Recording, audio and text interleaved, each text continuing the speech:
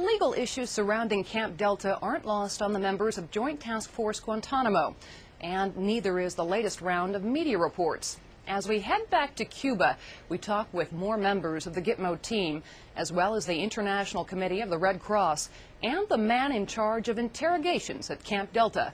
Once again, here's Air Force Sergeant Sean Lehman as he explores how working inside the wire also means working in the spotlight. Naval Station Guantanamo Bay is definitely a bit remote. The 42,000 square mile island of Cuba is mountainous on the southeast corner, where Camp Delta houses approximately 520 enemy combatants in the war against terrorism. In addition to the razor wire surrounding the camp, Cuba has its own inherent security features. We're safe to go ahead and conduct our intelligence gathering operations and the custody mission here without being worried about being shot at or sniped at or having a rocket or a mortar shot at us. We were able to develop facilities that allowed us to keep the detainees in a humane manner and to work on our tactics, techniques, and procedures for gathering intelligence here. Accumulating information takes place in areas like this room in Camp 5. There's a table, chairs for interrogators, and a chair for the detainee. 2 cameras watch everything that happens. One is for an analyst and the other is watched by the control center. Unlock. If needed, a duress alarm triggers both an auditory and visual emergency signal. Unauthorized access alarm. Obtaining useful material from enemy combatants falls to the Joint Intelligence Group. Although they work with the CIA, FBI, and other government agencies, the JIG itself is made up of about 300 Defense Department analysts, linguists, and other support members, none of whom we can show you, except for the group's director, Esteban Rodriguez. Every interrogation must have an interrogation plan. Again, based on a very strict set of standard operating procedures. There has to be an objective. You don't just go in to interrogate someone for the sake of interrogation. What are the objectives that you plan to pursue in the course of that interrogation?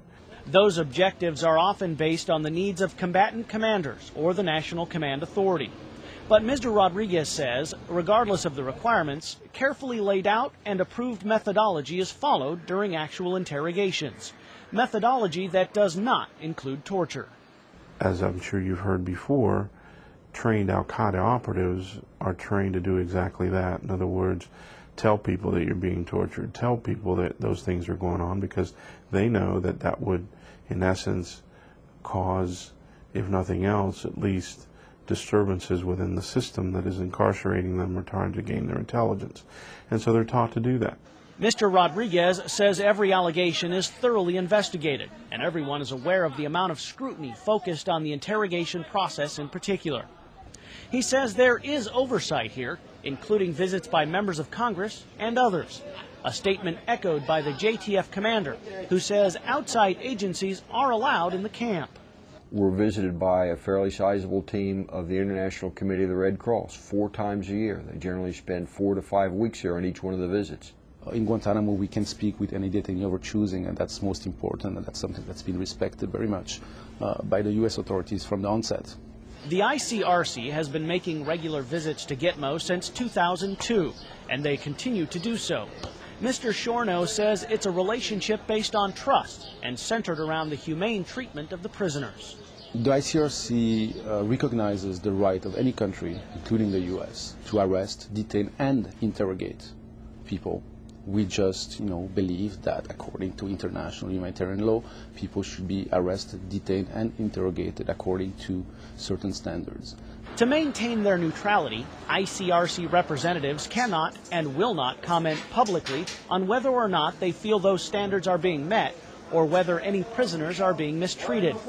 Any ICRC concerns are addressed directly and confidentially with Camp Delta's leadership. There are times where certain points that might be raised are contested. It is a detention place after all, and the authorities have a certain view of it. The ICRC tries to be objective and very measured in its comments. Again, we based what we raise on factual information, not just on ideas. But it's a constructive dialogue, and we think that the dialogue has been very fruitful from the beginning and continues to be. The ICRC bases its visits and evaluations on a strict interpretation of the Geneva Conventions. It's an area where the ICRC and U.S. government don't necessarily see eye to eye. The U.S. government position has been that the detainees here have not complied with the law of war, the law of armed conflict, and therefore they're not entitled to the rights under the Geneva Conventions. However, we treat them consistent with the protections under the Geneva Conventions, and all of the detainees here are treated very humanely. The legal reading that the ICRC has of any given situation, and that's the case in Guantanamo, derives from the Geneva Conventions, and we believe that the Geneva Conventions do apply in Guantanamo, and that's the standard that we use in our interventions. There is some disagreements with the U.S. authorities on this, but we have found a way to continue working in Guantanamo, to be accepted in Guantanamo, to be valued in Guantanamo, all the while having certain differences that we continually keep addressing confidentially. Some of the legal issues now being debated on the international stage have been and continue to be argued in U.S. courtrooms. Arguments many believe will ultimately be decided by the U.S. Supreme Court. And people don't necessarily realize that a lot of the delay that we're experiencing right now is because of the decisions that are going on at the higher levels of the courts, and not because we're stalling anything here at Guantanamo Bay. Are people's rights being hindered because of the people here? Absolutely not. The legalities of Camp Delta will continue to hover. The Joint Task Force is fully prepared to launch military commissions once the various U.S. federal court rulings and reviews are resolved. Meanwhile, the men and women who have been tasked to house and care for these enemy combatants know the eyes of the world are watching while they go on about their business inside the wire. America should be proud. America should be proud of their sons and daughters that are serving here in Guantanamo Bay. Despite of what the news, despite of what it said, we know that we're treating these individuals with dignity and respect. We're doing the right thing.